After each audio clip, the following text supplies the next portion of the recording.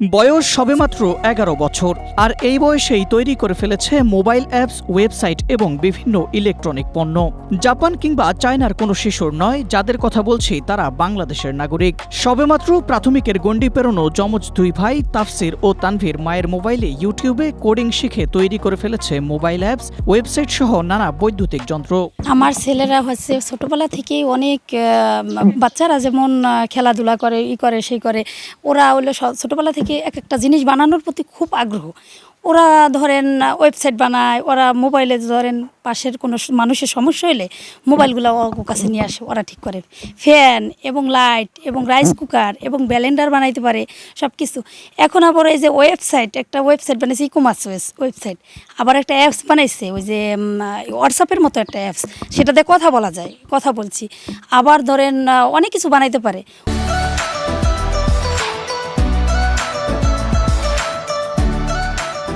যে বয়সে শিশুরা মোবাইল হাতে পেলে ইউটিউব রিলস আর গেম খেলতে ব্যস্ত, সেই বয়সেই প্রযুক্তির জগতে নিজেদের মেধার স্বাক্ষর রেখে তাক লাগিয়েছে শরীয়তপুরের এই দুই যমজ ভাই। ইউটিউবে কোডিং শিখে মোবাইল অ্যাপস তৈরি করা সেই দুই ভাই এখন বিস্ময়ে পরিণত হয়েছেন শরীয়তপুরের মানুষের কাছে। আমি এইটা টাকা ইনকাম করা যায় সেটা দেখে আমি এটা করলাম, যে আমার ইচ্ছা জাগলো বড় হয়ে আমি ফ্রিল্যান্সার হতে চাই। আর এটা এখন আমি বানাতে পারি হলো ডিজিটাল মার্কেটিং, গ্রাফিক্স ডিজাইন, আর YouTube thumbnail design, app development আর ওয়েবসাইট ডিজাইন পারি। আমরা রোবট তৈরি করতে পারি যে কথা বলতে পারে, হাঁটতে পারে।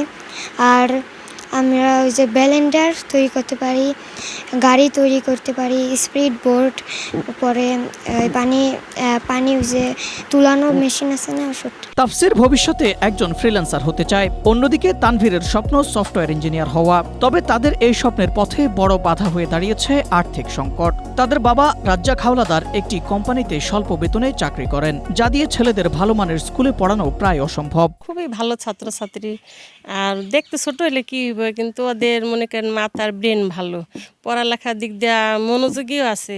এমনি বাইরে খেলাধুলা অত সময়টা দেয় না, কিন্তু ঘরে বসে তিন ভাই বোনে পড়ালেখা করে বা ওরা কিছু বানানোর চেষ্টা করে, তৈরি করে। এদিক দিয়ে ওদের মেধা খুবই ভালো। দেখেন এতটুকু বাচ্চা দেখতে ছোট হলো কী হবে, কিন্তু ওদের মাথায় ব্রেন খুব ভালো। ভালো বলতেই আজকে দেখেন আর তিনও ভাই বোনে বৃত্তি পাইছে, এবং কি সব কিছুতে এরা মোবাইলের ধারণা, ভালো মন্দ মোবাইলের ভিতরে অনেক কিছু ওরা বোঝে। যেমন আমাদের মোবাইলে যদি কোনো সমস্যা হয়, সমাধানের জন্য বাজারে দৌড়াইতে হয়, কিন্তু কাছে ওরা আছে বলে ওর কাছে আইলে আমাকে সমাধান হয়ে যায়। ব্যস্ত আছে তারা, মনে করেন মোটামুটি খুব ভালোই লেখাপড়ার জন্য।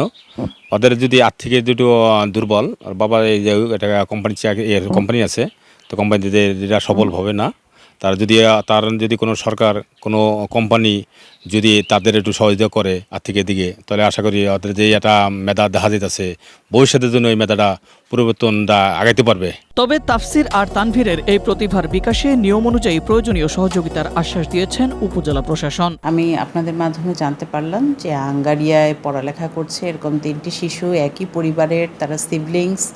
তারা আসলে একটু এক্সট্রা বা মাল্টি ট্যালেন্ট আমরা যেটা বলি তাদের মধ্যে দেখা গিয়েছে, এবং তারা তিন ভাই বোনই, দুই যমজ ভাই এবং তাদের 1 বছরের বড় এক বোন একসাথে লেখাপড়া করছে, এবং তারা 3জনই বৃত্তি পেয়েছে। এটা আসলে অত্যন্ত আনন্দের সংবাদ। এটি যেমন তার পরিবারের জন্য আনন্দের সংবাদ, এটি আমাদের উপজেলার জন্য ধারাবাহিকভাবে একটি আনন্দের সংবাদ বলে আমি মনে করি। এবং তাদের মধ্যে আদার্স যে ট্যালেন্টগুলো আছে, আপনারা বলেছেন যে বিভিন্ন ডিভাইস, তারা বিভিন্ন কোডিং আনকোডিং এই বয়সে করে।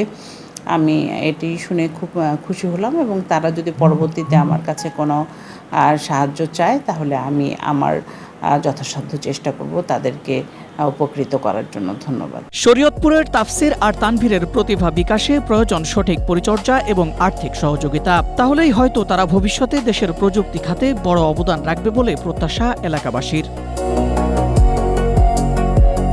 Desk report, Asia post.